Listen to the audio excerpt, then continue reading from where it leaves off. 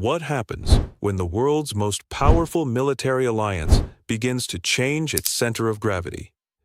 For more than 7 decades, NATO has been the security backbone of the West, and the United States has been the alliance's dominant military power. But that balance is changing. Recent Reuters reporting says the United States is withdrawing 5,000 troops from Germany, and NATO says European allies and Canada have sharply increased defense spending, while NATO Secretary General Mark Rutte has openly described the shift away from past over-reliance on U.S. military strength. That combination has made one question impossible to ignore. Are European countries now stepping up as NATO's new leaders, while America's role becomes more limited? To understand why this matters, we have to go back to NATO's original purpose. NATO was created in 1949 by the United States, Canada, and several Western European nations to provide collective security against the Soviet Union, and the alliance remains a defensive pact built around collective defense.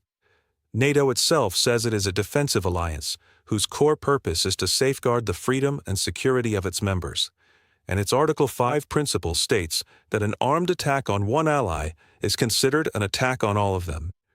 That is the heart of NATO, and it is also why any shift in leadership inside the alliance is such a serious development. For decades, the transatlantic system worked in a very specific way. Europe depended heavily on American military power, while Washington carried a large share of the deterrence burden. NATO's own membership page says the alliance now has 32 member countries, and the structure still relies on consensus and collective decision-making. But the practical reality has always been that the U.S. has provided much of the strategic backbone: intelligence, logistics, nuclear deterrence, air power, global reach, and the ability to project force rapidly. That's why many Europeans are now asking whether the old model can survive in a world where American attention is increasingly split across multiple theaters. The biggest turning point came with Russia's full-scale invasion of Ukraine. The war shattered the assumption that large-scale conflict in Europe was a thing of the past, and it pushed European governments into a rapid reassessment of their own security. NATO says that in 2025, all allies met or exceeded the previous 2% of GDP defense guideline, and European allies and Canada increased defense spending by 20% compared with 2024. NATO also says those same allies collectively moved from 1.4% of combined GDP in 2014 to 2.3% in 2025, with total spending of more than $574 billion US. That is not a symbolic adjustment. That is a major reorientation of European defense policy. And the shift is no longer just about meeting old targets. At the Hague Summit in 2025, NATO leaders agreed that the new commitment would be far more ambitious, with allies allocating at least 3.5% of GDP annually by 2035 for core defense requirements and NATO capability targets, alongside a broader 5% commitment when related categories are included. That matters, because it shows that the alliance is no longer talking only about marginal increases. It is talking about a long-term buildup, with annual national plans and a credible path toward much deeper military investment. In other words, Europe is not merely reacting to a crisis. Europe is institutionalizing a new defense era. Germany is one of the clearest examples of this transformation. For years after World War II, Germany kept a restrained military profile. But Russia's war in Ukraine forced a dramatic rethink. German leaders announced historic defense investment and a broad modernization push. And Germany's role inside NATO is now under closer scrutiny than at any time in recent memory.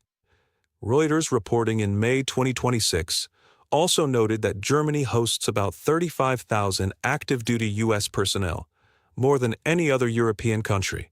Yet the new U.S. drawdown would bring troop levels in Europe back roughly to pre-2022 levels. That does not mean Germany is replacing America, but it does mean the German factor inside European security is becoming more important than it has been for a long time. Poland has become another symbol of Europe's new military seriousness. While Germany represents economic weight and industrial capacity, Poland represents frontline urgency. Countries on NATO's eastern flank have viewed Russia as a direct threat for years, and after Ukraine, that concern intensified. Reuters reported just days ago that Poland's defense minister is urging NATO states to spend 5% of GDP on defense by 2030, reflecting the impatience of the alliance's most exposed members. That stance shows how strongly Eastern NATO members want the alliance to move faster, spend more, and rely less on the assumption that the United States will always provide the decisive answer. France has taken a somewhat different path, but it points in the same direction. The European Council's Strategic Compass, approved in 2022 after Russia's full-scale invasion of Ukraine began, is a common European plan for strengthening the EU's security and defense policy by 2030. The Council's later conclusions in October 2025 went even further, calling for accelerated joint development of space assets for security and defense, protection of existing assets, and measures to ramp up Europe's defense industry capacity and strategic autonomy. France has long argued that Europe should build more independent strategic capacity, and the official EU documents now show that this idea is no longer just a French slogan. It is part of the European mainstream. That leads to the deeper question: is Europe doing this because the United States is disappearing? The answer is no. The United States is not leaving NATO, and it is still the alliance's strongest military power by far. But Washington is clearly changing how it sees its own global role. Official U.S. defense statements say the national defense strategy will prioritize homeland defense and deterring China in the Indo-Pacific, while also increasing burden sharing with allies and partners. In a public 2025 speech, U.S. Defense Secretary Pete Hegseth said that as allies share more of the burden, the U.S. can focus more on the Indo-Pacific, which he called Washington's priority theater. That is an explicit strategic message.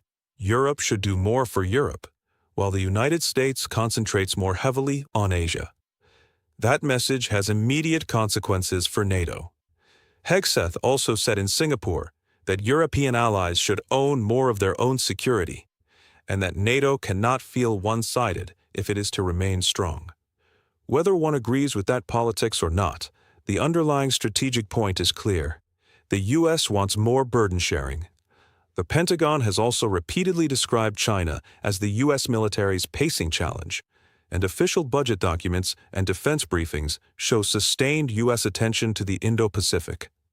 This matters because it means that European leaders cannot assume the U.S. will keep carrying the same level of risk in Europe that it once did. Europe is being pushed, and in many cases choosing, to shoulder more of its own defense. The troop drawdown in Germany is therefore more than a bilateral dispute.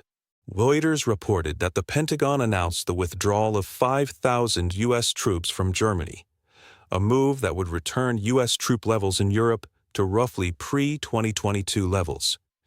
Reuters also reported that NATO is working with the United States to understand the details of the drawdown. That is important because it shows how even small changes in U.S. posture can have wide implications for alliance confidence, deterrence, and European planning. The legal and political debate in Washington also matters. Reuters noted that Congress has already tried to limit how far troop levels in Europe can fall without consultation and security review. So this is not just a headline about one base or one country. It is about the future architecture of American power in Europe. At the same time, NATO's own funding and burden-sharing framework is evolving. NATO says common funding is an important element of burden sharing because it demonstrates the sharing of responsibilities, risks, and benefits among allies. That is a diplomatic way of saying the alliance must not depend on one country alone. In March 2026, NATO Secretary General Mark Rutte said European allies and Canada were now carrying more responsibility than before, and he directly acknowledged that for too long they had been too reliant on U.S. military might. That is a remarkable statement coming from NATO's top official, because it confirms that the alliance itself sees this as a structural shift, not just a temporary budget cycle. Still, it would be wrong to call this the end of American leadership in Europe. The U.S. remains the central military actor in NATO, and the alliance's deterrent power still depends heavily on American nuclear capabilities, logistics, intelligence, and rapid reinforcement. But the nature of leadership is changing. Europe is not trying to eject the United States from NATO. Europe is trying to become capable enough that NATO can survive even when Washington is distracted, divided, or strategically pulled elsewhere. That is the deeper meaning of the current moment. The alliance is shifting from an American-led structure with European support into a more balanced system where European states are expected to lead more, spend more, and decide more. There is also a psychological change taking place. For years, some European governments treated defense as a background issue, something guaranteed by history and by Washington's presence. But after Ukraine, after the sharp rise in defense spending, after the Hague 5% commitment, and after repeated warnings from both NATO and U.S. officials, that old comfort is gone. European states are rebuilding stockpiles, modernizing armies, expanding industrial capacity, coordinating procurement, and thinking much more seriously about how to defend the continent if American support becomes less predictable. The European Council's call to strengthen the European Defense Agency and gear investment toward joint defense capability development shows this is no longer just national politics. It is now part of European institutional strategy. For Russia, this shift is not a small issue.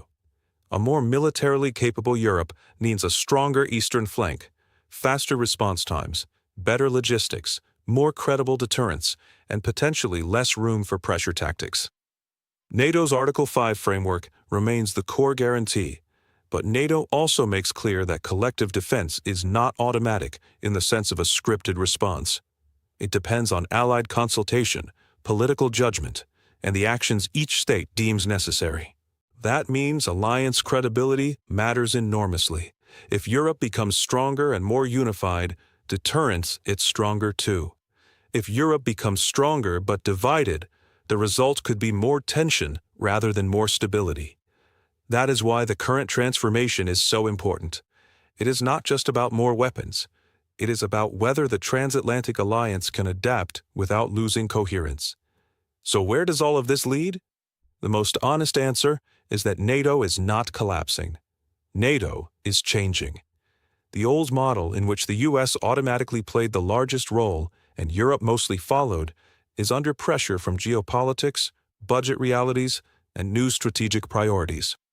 The new model is a NATO in which Europe carries more of the burden, Europe produces more of the capability, and Europe increasingly speaks with a louder voice inside the alliance. The United States still matters enormously. In fact, it may matter more than ever. But it is also making clear that it wants allies who can stand on their own feet. That is why this story is not really about America leaving Europe. It is about Europe learning to lead more of Europe's own defense. And that brings us to the real question for the future. Will this new European leadership make NATO stronger, more balanced, and more credible? Or will it expose new tensions inside the alliance? The answer will depend on whether European countries can turn higher spending into real capability, whether Washington remains committed even as it shifts focus, and whether NATO can keep its transatlantic unity while changing its internal balance. For now, one thing is clear. Europe is no longer waiting passively. Europe is moving. The question is not whether the alliance is changing. The question is who will be leading it when the change is complete. This narration is based on NATO's official pages and annual reporting, the Council of the European Union's defense conclusions and strategic compass, U.S. State Department history, U.S. defense statements, and Reuters reporting on the May 2026 troop drawdown and NATO reaction.